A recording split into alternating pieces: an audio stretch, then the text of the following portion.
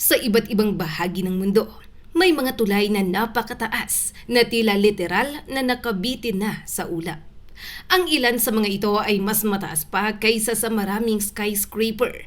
At kung titingin ka mula sa gitna ng tulay, pababa sa ilog o sahig ng canyon, daan-daang metro ang pagitan mo sa lupa. Pero bago tayo magsimula, isang mahalagang paglilinaw. Ang ranking na ito ay base sa deck height o ang pinakamalaking patayong distansya mula sa ibabaw ng tulay hanggang sa natural na sahig ng lambak, ilog o canyon sa ilalim nito. Sa video na ito, aalamin natin ang pinakamataas na major road bridges sa buong mundo batay sa deck height at sa available 2026 data. Kaya kung handa ka na ka-amazing, tara, simulan na natin. Number 10. Gunyuh Bridge, China. Matatagpuan ito sa Guizhou Province. Ang bridge deck nito ay humigit kumulang 405 meters o 1,329 feet mula sa normal na antas ng Guinea River sa ibaba. Hindi ito suspension bridge kundi isang napakalaking steel deck arch bridge. Kaya magandang halimbawa ito kung bakit ang listahang ito ay mas tamang tawaging ranking ng pinakamataas na tulay ayon sa deck height. May main span itong 520 meters o humigit kumulang 1,700 feet at ang mismong arc rise nito ay nasa 130 meters. Isa ito sa pinakamahaba at pinakamataas na arc bridges na nagawa sa isang napakalalim na canyon. Napakahirap ng construction site nito dahil napakatarik ng mga gilid ng canyon. Sa isang bahagi, hindi praktikal na gumawa ng karaniwang access road pababa sa foundation area. Kaya gumamit ang mga engineer ng highline system upang ibaba ang equipment at construction materials. Ang pangunahing arc ay binuo gamit ang malalaking steel tubular ribs na kalaunan ay nilagyan ng concrete upang palakasin ang structure. Noong January 2026, naiulat na nakumpleto ang pangunahing arc at kabilang ang Gunyuh sa serye ng napakataas na bridges sa Anshun-Panzhou Expressway. Isipin mo, ang 1,329-foot na vertical drop nito ay mahigit 4 na beses ng taas ng Statue of Liberty kasama ang pedestal nito. Number 9. Kingshui Bridge, China. Sa number 9 ka-amazing, matatagpuan din sa Guizhou Province, China. Ito ay isang tunay na suspension bridge na may deck height na 406 meters o humigit kumulang 1,332 feet mula sa Kingshui River sa ilalim. May napakalaking main span itong 1,130 meters o halos 3,707 feet. Kaya hindi lamang taas ang kahanga-hanga rito, kundi pati na rin ang layong pagkakabitin nito sa roadway sa pagitan ng dalawang pangunahing tower. Ang mga tower nito ay humigit kumulang 230 at 224 meters ang taas at sumusuporta sa isang steel truss roadway. Bahagi ang Kingshui Bridge ng expressway network na nagkokonekta sa Guiyang at Wenwan. Bago ito maitayo, napakahaba at paikot-ikot ng biyahe sa mountainous terrain ng lugar. Isa sa mga bahagi kung bakit kapansin-pansin ang tulay na ito ay ang bilis ng construction. Naiulat na natapos ang malaking suspension crossing sa loob lamang ng humigit kumulang 3 taon. Dahil ang mismong bridge deck ay nasa higit 1,300 feet sa ibabaw ng ilog. Kapag tiningnan mula sa ibaba ay tila manipis na linya lamang ang buong roadway sa ibabaw ng canyon. Number 8. Zhangkejiang Bridge, China. Sa China na naman, ka-amazing! Isa na namang engineering marvel mula sa Guizhou Province. Ang suspension bridge na ito ay may tinatayang deck height na humigit kumulang 410 meters o 1,345 feet at tumatawid sa napakalalim na bahagi ng Beipan River Gorge. Ang main span nito ay napakalaki rin, 1,080 meters o humigit kumulang 3,543 feet. Sa ganitong haba, halos 1 kilometro ng roadway ang direktang sinusuportahan ng pangunahing suspension system sa ibabaw ng canyon. Ang Zhangkejiang Bridge ay bahagi ng G7612 na yung Xingyi Expressway at may kabuuang haba na humigit kumulang 1,849 meters. Ang dalawang tower nito ay hindi magkapareho ang taas.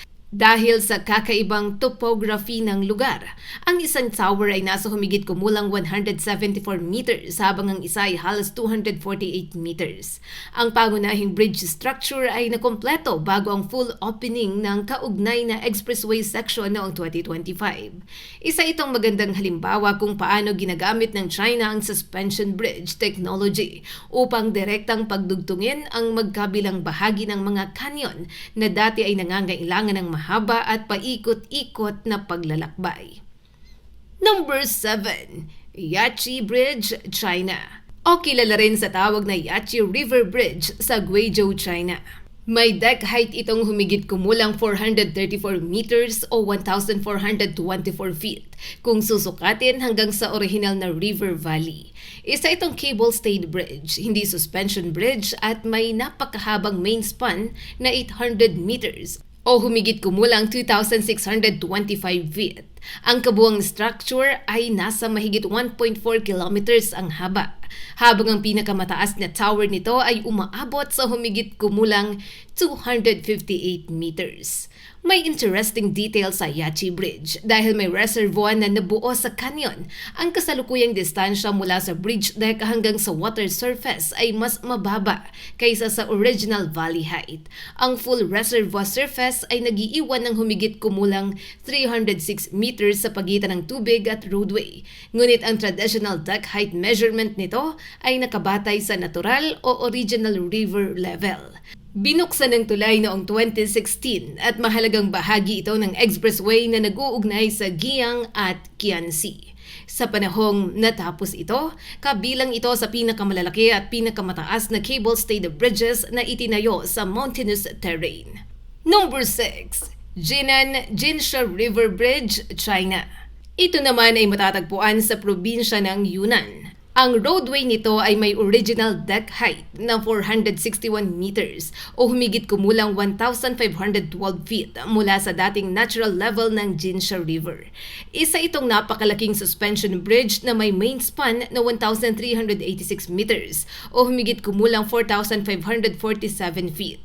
Para magkaroon tayo ng ideya kung gaano kalayo yon, ang central span lamang nito ay mahigit 1.3 kilometers ang haba ng walang ordinaryong pier sa gitna ng ilog.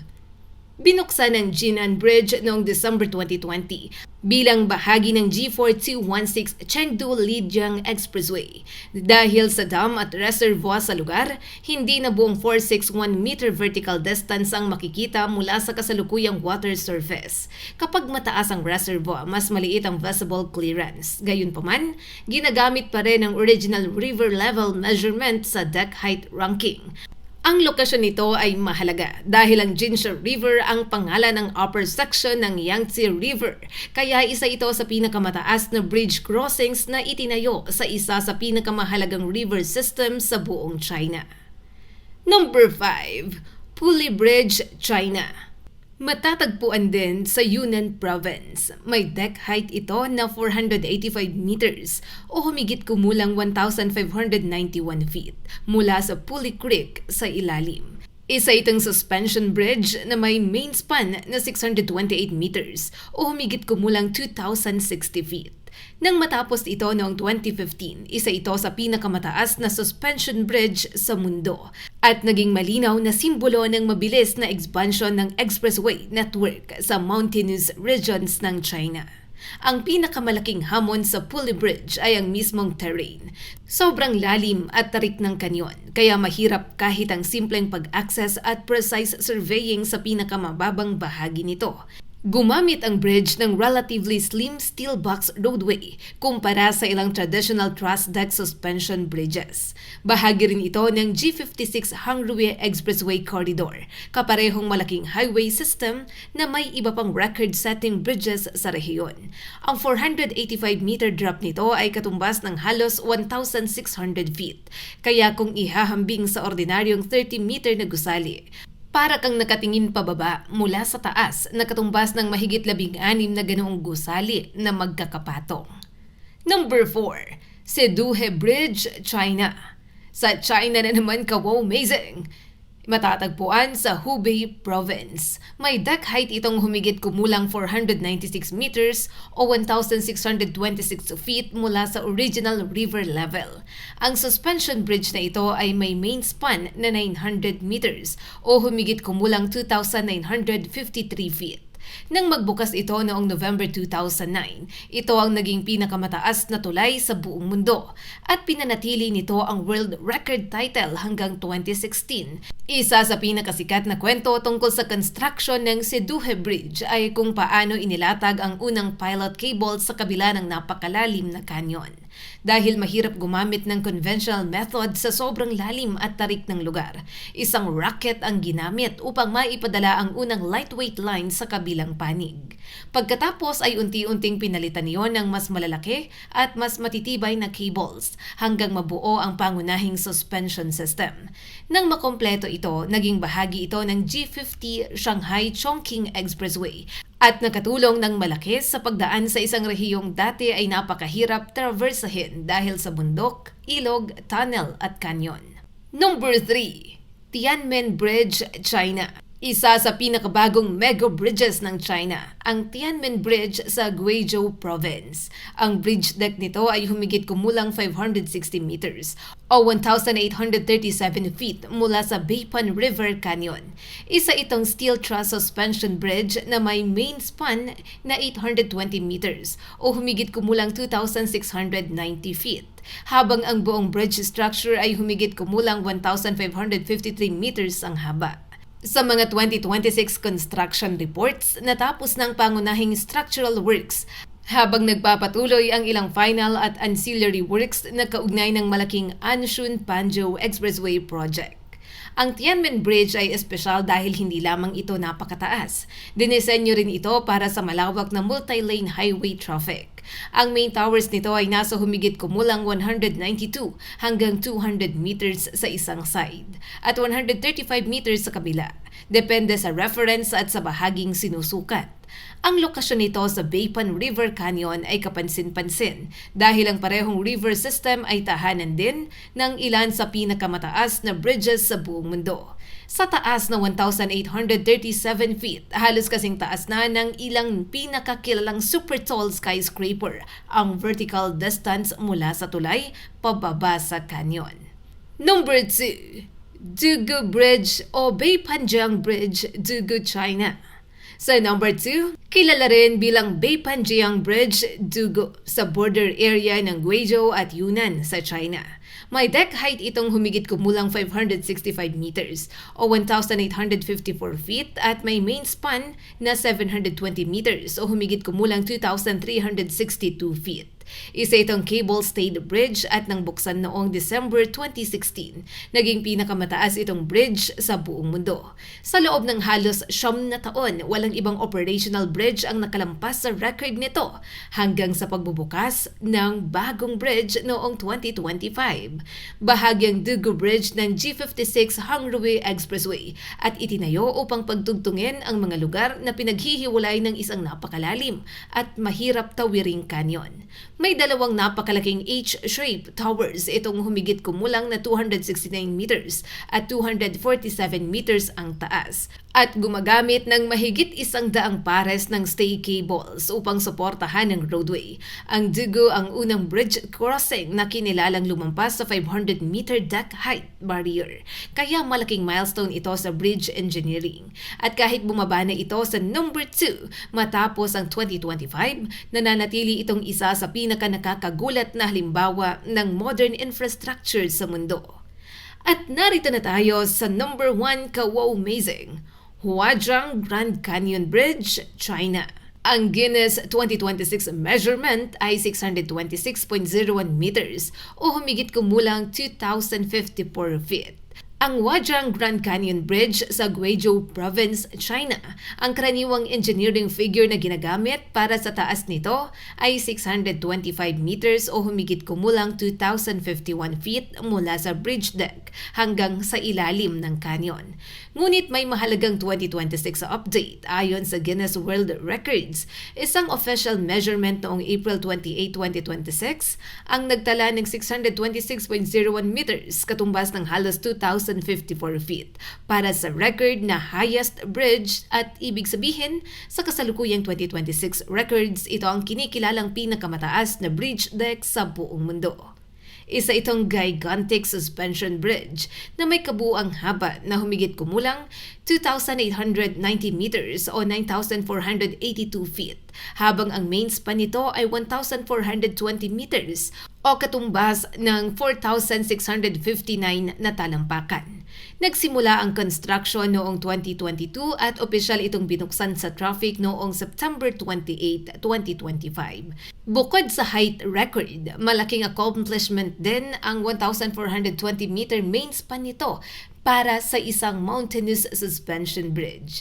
Ang dating biyahe mula sa isang gilid ng canyon patungo sa kabila na maaaring tumagal ng mahigit 2 oras ay nabawasan sa ilang minuto lamang. At para mas maintindihan kung gaano kataas ang 625 meters, kung ilalagay mo ang maraming kilalang skyscraper sa ilalim nito, napakalaki pa rin ang vertical space mula sa ilog hanggang sa roadway. Ito ang tulay na literal na nagtaas ng world record sa panibagong antas.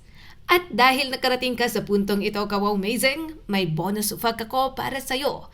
Pinakamataas na hanging footbridge sa Pilipinas. Hindi man kasama ang Pilipinas sa world ranking ng giant highway bridges, mayroon tayong sariling nakakahilong suspension footbridge. Ito ang Nabengan Bridge na kilala rin bilang Nabengan Footbridge o Peace Bridge na matatagpuan sa bayan ng Sadanga Mountain Province. Ayon sa 2026 feature ng Kapuso Mo Jessica Soho, may taas itong humigit kumulang 180 meters o 591 feet. Dahilan upang ituring itong pinakamataas na hanging bridge o suspension footbridge sa Pilipinas. Hindi rin biro ang haba nito. Ang Nabengan Footbridge ay humigit kumulang 320 meters o 1,050 feet ang haba. Sinimula ng proyekto noong 2021 at formal na inaugurated at turned over noong April 29, 2022. Ngunit higit pa sa pagiging tourist attraction ang kahalagahan nito, tinatawag din itong Bridge of Peace dahil konektado ang proyekto sa community development at peace efforts sa Sadanga. Ginagamit ito upang mapadali ang akses ng mga residente at magsasaka sa mga liblib na lugar. At dahil nasa halos 590 feet ang taas nito, may mga pagkakataong nababalot ito ng makakapal na ulap. Kaya para sa mga tumatawid, parang literal silang naglalakad sa ibabaw ng mga ulap. Mula sa 405-meter high Gunyuhe Bridge hanggang sa record-breaking Wajang Grand Canyon Bridge na mahigit 625-meter ang taas, malinaw na ibang level na ang modern bridge engineering. Ang dating mga bangin at ilog na halos imposibleng tawirin, ngayon ay nadadaanan sa loob lamang ng ilang minuto dahil sa napakalaking suspension, cable-stayed at arc bridges na ito. At mas nakakabilib, patuloy pa rin nagtatayo ang China at ibang bansa ng mga malalaki at mas matataas na tulay. Kaya posible na sa mga susunod na taon ay magbago na naman ang ranking na ito. Pero ngayong 2026, ang Wajang Grand Canyon Bridge ang nananatiling hari pagdating sa pinakamataas na bridge deck sa buong mundo. Samantalang dito sa Pilipinas, ang Nabengan Bridge ng Sadanga Mountain Province ang pinakamataas. At pinakamagandang patunay na mayroon din tayong sariling tunay na tila nakabitin mismo sa mga ulap. Kung nais mo pa ng mga wow-amazing videos katulad nito, huwag kalimutang mag-like and subscribe at pakishare na rin para mas marami pa ang makapanood.